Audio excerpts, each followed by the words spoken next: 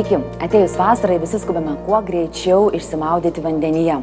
Ką turėtume žinoti, kad išvengtume klaidų be pramogaudami vandenyje, šiandien mums papasakos Lietuvos kūno kultūros akademijos magistrantas, profesionalus gelbėtojas Kęstutis Bunevičius. Labas, Kęstuti. Labas. Tai visų pirma, klausiu, ką patartum tiems, kurie nemoka plaukti? Tiems, kurie nemoka plaukti, patarčiau neiti maudytis giliai į vandenį, o jeigu labai nori maudytis, tai patarčiau maudytis arti kranto, tik tais iki kelių gilyje. Ką patartumėte tėveliams, kurie atostogauja prie jūros su vaikais? Pirmiausiai patarčiau vaikų nepaleisti iš akių.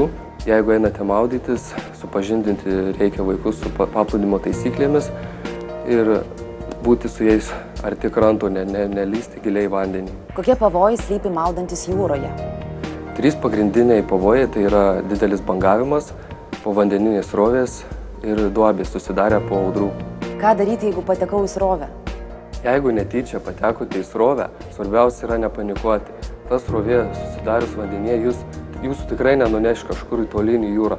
Ji kažkiek paneš kranto link ir ji susilpnėja. Tuomet galėsite arba pasiekti dugną ir išplaukti. Ką daryti, jeigu pasijutai, kad skęsti? Jeigu patekote į ekstremalią situaciją jūroje, pirmiausiai reikia išlikti ramiam ir šauktis pagalbos. Tai galima daryti gestais ir balsu. Prašau pademonstruoti. Gerai.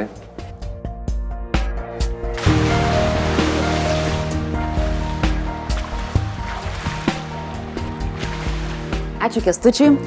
Daugiau sveikatingumo patarimų sužinosite kitose mūsų laidose. Ate.